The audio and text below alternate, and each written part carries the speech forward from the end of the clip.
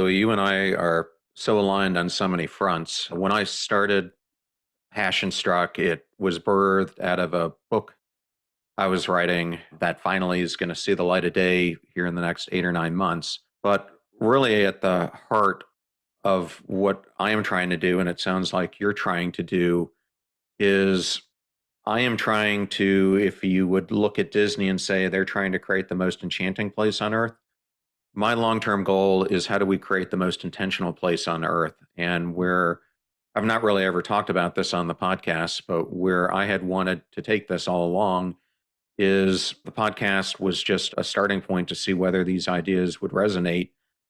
More and more, I want to figure out how do you start touching people's lives. And so I did a ton of studying as I was getting embarked on this, on the art of storytelling. And I found the same exact patterns in all the books that I was reading that you brought up, that there's this whole microculture now of being addicted to drama and having to have this conflict. I wonder, what if we started having comic books that told a completely different story that highlighted, instead of superheroes, the virtues of everyday heroes and how they, through doing works of good, are intentionally impacting the world in a better way?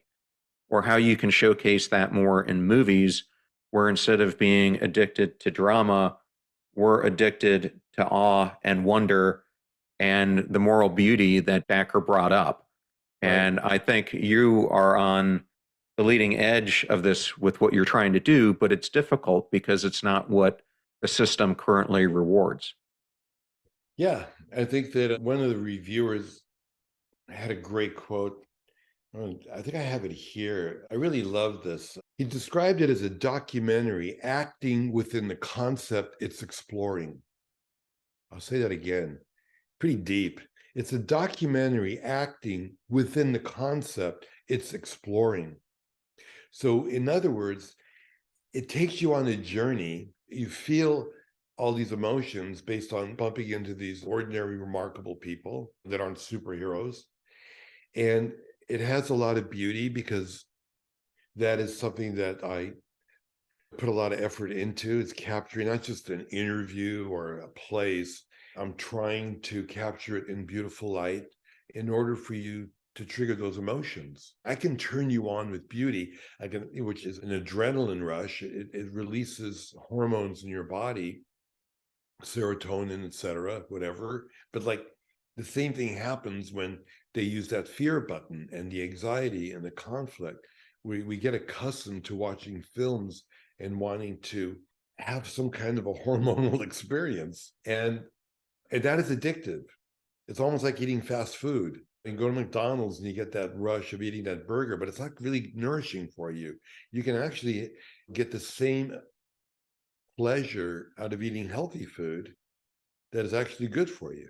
And it's not until you experience the healthy food that you realize that there's no option than eating the junk food that we are fed in mass culture and mass media everywhere, and mass advertising and mass marketing. It's not easy to turn your head away from that if that's where we grow up. So I'm trying to offer that alternative. I think Gratitude Revealed does it in a beautiful way because it pulls you into that world that you're describing of feeling, and Dacker describes that feeling of moral beauty. These are beautiful people in beautiful places with beautiful light and beautiful color. And it's not a Pollyanna thing. It's just a way of looking at reality and scanning it for beauty in order to realize this could be heaven on earth if we just change our point of view, or it's hell, depending on your point of view. It really is true. And then the other thing you mentioned earlier about your whole podcast and this idea of intention, it's funny because we keep on bouncing back and forth between a biological view of the world and, let's say, the anthropological, sociological view of the world. Those patterns, if you compare them, are not only similar, but it should be one and the same.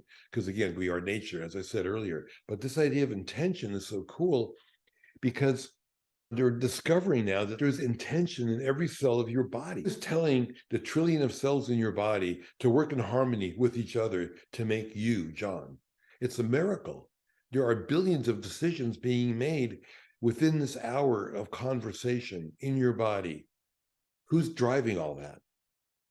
Is there intention? Yeah, there's clearly intention. We don't necessarily have to have the answer because maybe we don't understand it. Maybe we don't even have the ability to understand it. Because then you get into this thing, well, is it God or is it the universe? And there's no point in arguing about that because those are just words that don't really describe what it is either, right? There are attempts of trying to describe the mystery. I'm talking about it in that way. And so does, I think, Dacker. It's the mystery. And I can live with the idea that it's a mystery, that I'm trying to unveil the mystery. But do I have to have concrete evidence of what the mystery is? That's what wonder and curiosity is all about. It keeps on driving me further and further down that path of trying to unveil the mystery. And that is also life, right? I don't have to have the answer.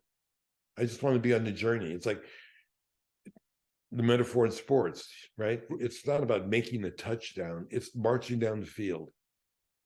It's not spiking the ball. It's what is it that creates perseverance, dedication, what makes you a really honorable human being, to be able to take that journey, to climb that mountain, to make the world a better place. And that's work. That isn't just, oh, I'm a genius. No, it's like doing to others as you would do unto yourself. It's the golden rule. And that golden rule also lives in nature. The mother tree takes care of its baby. Duh. The flowers provide food for the pollinators, and the pollinators are a transport system for reproduction. They enable each other, and they don't even ask for anything in return. It's not a quid pro quo. They're just doing what's important for life to go forward. So if you ask me, John, if I had, what is your spiritual belief? I'd say it's life. I just want life to go forward. And I will do everything I can to protect life to go forward.